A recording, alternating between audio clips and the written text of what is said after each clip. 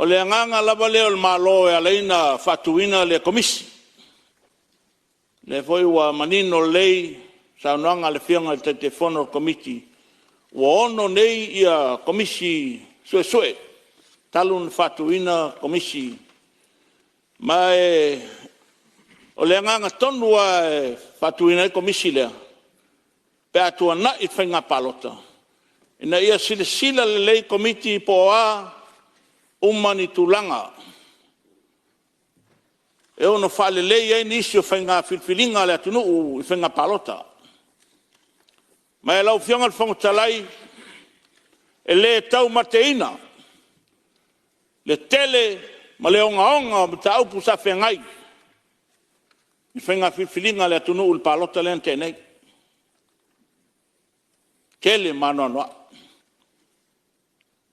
Le foi wa mai le ripoti al komisi. Ma ua tau awina le komiti whapitol nei tai au. Ia o ke loa a u wanga i e lipoki le umalo kaimie li kainga umameo ke fia talano i e lipoti lea. Ui o lea, o la au tau mwhai e specific ni nai mta upu ia o te manatu e ta ua se whautuanga le tato malo. Lau whianga le whangtalai. O le 10%. Papupu atuia lo tau whini tau pulea. O te langolangoina le whinangalo le komiti. Le avesea le 10%. O lo manatu le tau pulea. O lea ua mo tutu sa pau lava ia ali matamaita so se mea lava e foi finga o mela ko kusa a fai maulunga le tongi o tamalo ka foi fa pengal tamaita tato wo yo ava no tusa awa a ola inga ina tulai mai fainga palota ai tulai mai sui ol palota a le sui le se fulu pasene le la sau ele malo mal paloka o ia la o la mawai le numela a se whainga pati e umian malo o le ala se sila le ale mautane e le tangata ele malo mal whainga whilwhilinga le atunu da sila i o tātou o whaipule whilwhilia mai o tātou tu malo o le nai tau nai na ele numela e mo mi e fatulai mai se whainga malo mai le taimi pe o le tūna e lawa lunga i tāwhio o le tanu mel wha ia tau toatu ele whitwhilinga le kapeneta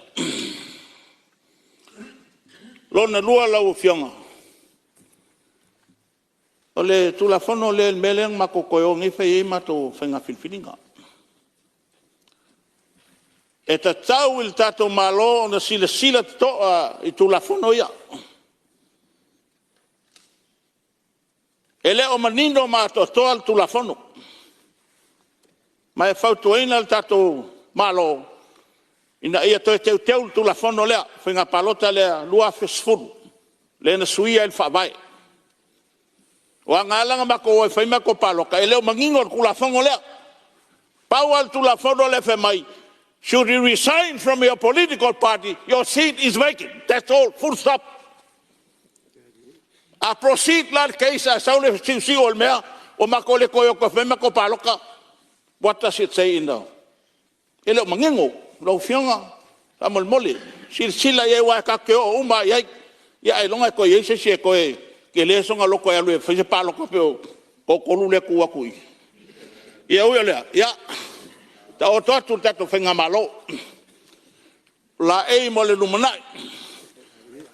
Ok, mga kua le tu la fono le, tawa le e kula fongo sa o kule, e paleng whengi. Party hop, o wange e koe, alu e lisi ku, a e loa la e alu lisi ku. Ya, alu e whelau whilwhilinga mai alu e lisi tu. Ya, ma loa whaftai. Lau whianga le, whangtalai. O le tua nei I whainga whātosina. Lau fionga le whongtalai. Le fio mai Palemene ma kabineta. O ai a sesi o whai pule ngai a fionga il maoka. E le i alua sanga senge apa e kasi sang whainga paloka. Nei ama sesi. O ka koki fia mama. Le ka koki ke solia tu la Fono. O lai o mai ka koki kanga paloka i se sosoani. O lai ke alofa iai. Ai se sela wala lai ave ai. O le mangaku o ale. Lau fionga tu mai tai Palemene. Fai se tu la Fono. Ina ia allocate teise vai ngā tupe. E wha matu ina tu i sui tau wā. E whai e lako wha lau loa. Ma whai e mana onga neo nei tu malo. E le koki sile fia uma. Ola morka ngaka o mai. O pidi o paipa o pidi so enga mea ha. Pa sese ngusila o whea. Pidi o vai, pidi o moli. O e lale ke fia alu paloka. Ke le whainga le ke sosongi e pole halo. A la se la wala la whaiai. La e soli tu la Fono. Ia ngā ole ngā mōria o e la koe pe pelo i ol whapestonga. O e vai, wākini e se el mkau. Whai se tu la Fono lau fionga mai kai Palemene ma kabineta. Allocate e se lima suluafe. Li poti komsino whainga palota. Pa wale o wala a e solia loa. Pe maua oe i suenga wa e overspend le kupe leo whakula whangoinga. O ngā me mori ai oe. Lau fionga le whangtalai. O vai vaenga i tu malo. Whafkai lava ua le suia le tūlanga whaleata no me le wha. Le anga kau a mai eia whalau iuma. Whaftai lau fionga le te Fono. Tu alalo atu i lau fionga. Whewhere komiti. I le koe e nisi kumaro koe amai i le kumaronga e whalaka wha. Ngal pau alea. Whengo fia e le whilwhilinga le tumalo mai. Whilwhil saola me tangata le tumalo. Au te langolango ina le tulanga lea i sui tutaulanga. Nufoa ia le ufa tulai me komiti. Le nufoa tutaulanga o le tu sae. Le nufoa tutaulanga e le tu i sifo. Ia ma le nufoa tutaulanga le i le o ngā tonu. O lo inga la le la vea i uma ia pia manu uia o le nufoa le tutaulanga e le o ngā tonu. Central inei le faltua masanga. Te lua minute sui. Ian mea kongu ale ngō. Ia ui lea lau whiangal whangtalai. Pei ana o tele tau. Lau whiangal mai tai Palemene ma le kabineta. O te lol pai ingan le taunsi sila e te wino tato whawae. Our Constitution. E tele mana noai mata upu atula mai le fitena inga tele. E ao ai an toi sila le tato malo. E mai se le temine lau mo lua vakon. Toi te unga o tato whawai. I le tu e mo o mia mo le anga i luma le tato whainga malo. Le tō whinga leo leo malo lo whianga male whalo te. E si sila iei le tato malo. Kua o kia le loto ma le wha moe moe. I whitena inga sa iei nei le temi o tōna ia. I le tau whaatau wa aina o le tō whinga o leo malo. O se tō whinga that we all must respect. Me le te tau o na whaia i eisi tala sesi. Tō whinga leo leo malo. Le anga o whaatum tumunga o le tātou o tunu.